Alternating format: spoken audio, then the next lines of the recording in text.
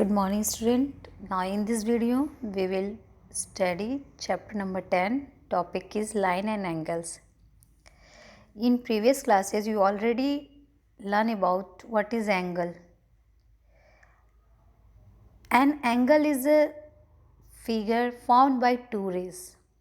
It's called side of the angle. Angle क्या होता है? An angle is an inclination between two rays with the same initial point. जब दो रे का एक पॉइंट जो होता है इनिशियल पॉइंट वो सेम हो तो उसे हम क्या बोलते हैं? Angle. The initial point is the vertex. और जो एंगल दो रेस का जो पॉइंट होता है इनिशियल पॉइंट उसे हम क्या बोलते हैं? वर्टेक्स.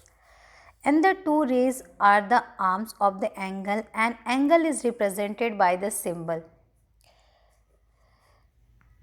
एंगल क्या होता है? एंगल बिटवीन टू रेज एक फिगर होता है जो टू रेज फॉर्म्ड होता है और एक इनिशियल पॉइंट पे, और वो इनिशियल पॉइंट क्या होता है? वर्टेक्स. तो उसे हम क्या कहते हैं? एंगल. जैसे एक ये रे है और एक ये रे दूसरा है, ये दोनों रे जहाँ यहाँ पे जो इनका पॉइंट है जो सेम है उसे हम क्या बोलते हैं? वर्टेक्स. और इसी को हम क्या बोलते हैं? Initial point. तो जब दो रे एक सेम इनिशियल पॉइंट पे मीट करते हैं तो उसे हम क्या बोलते हैं? An angle. An angle is represented by the symbol. Angle को रिप्रेजेंट हम कैसे करते हैं? इस सिंबल से हम रिप्रेजेंट करते हैं. An angle is usually named by three-letter notation taking one point on each of the arms and the vertex.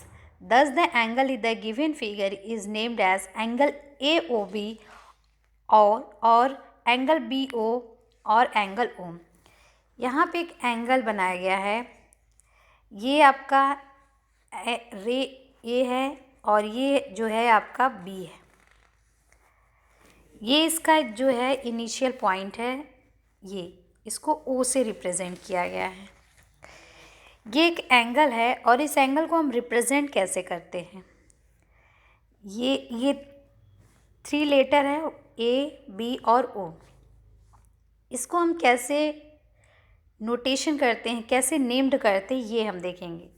इसको हम लिख सकते हैं एंगल. ये एंगल का सिंबल है एंगल AOB.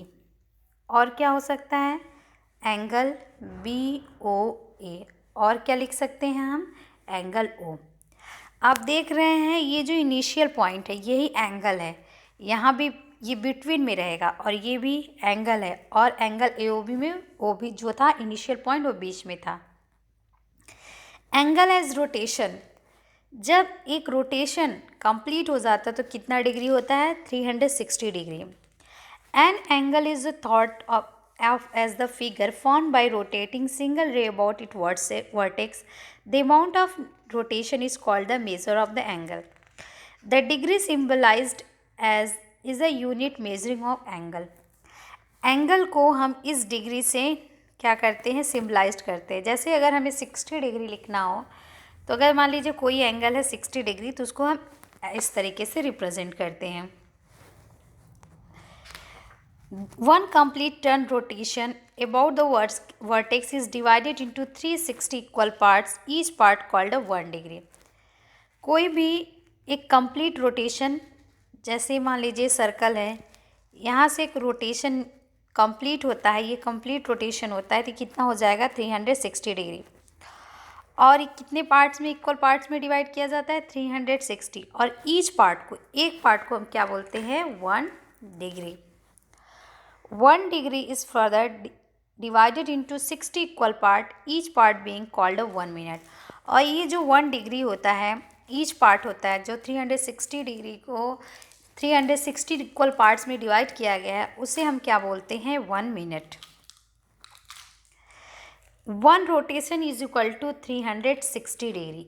अगर एक रोटेशन पूछा जाए तो 1 rotation is equal to how many degree? 360 degree. और 1 degree is equal to 60 minutes.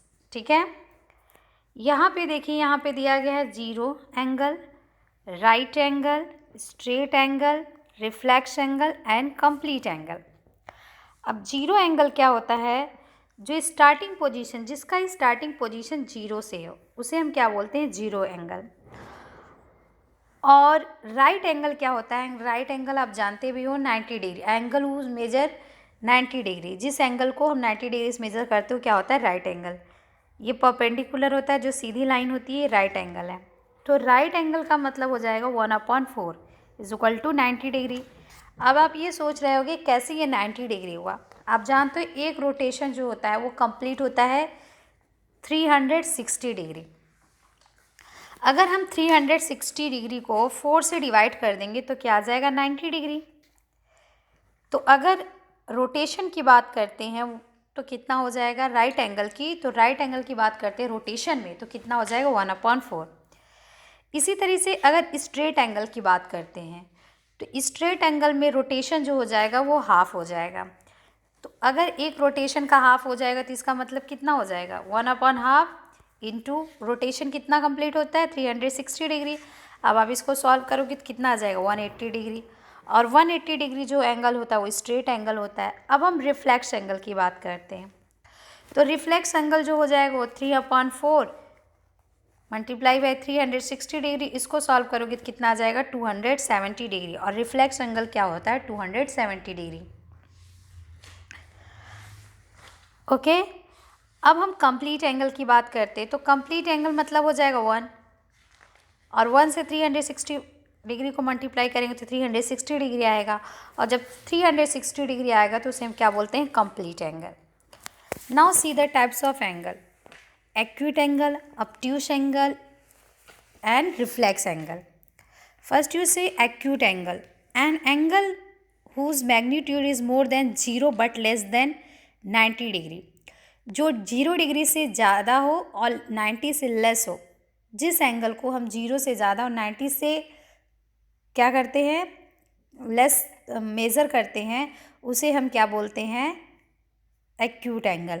और obtuse एंगल क्या होता है? An angle whose magnitude is more than 90 degree but less than 180 degree.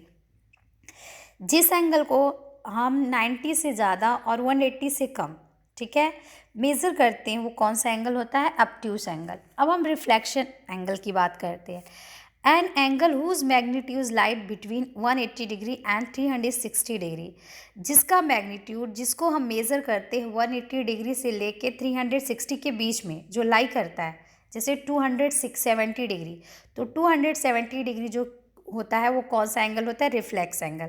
अगर रोटेशन की बात करते हैं तो रोटेशन में रिफ्लेक्स हो जाएगा 3/4, और अगर राइट एंगल की बात करते हैं तो 1/4, और स्ट्रेट एंगल की बात करते हैं तो 1/2, और ज़ीरो की बात करते हैं जीरो एंगल की तो ज़ीरो। ओके, क्योंकि आप जानते हैं जीरो में किसी भी मल्टीप्लाई करेंगे ज़ीरो ही आना है। तो जीरो एंगल क्या होता है? 0 degree. Right angle means 90 degree, straight angle means 180 degree and reflex angle means 270 degree and complete angle की बात करते हैं तो 360 degree. Okay, right all this definition in your copy. Thank you student, have a nice day.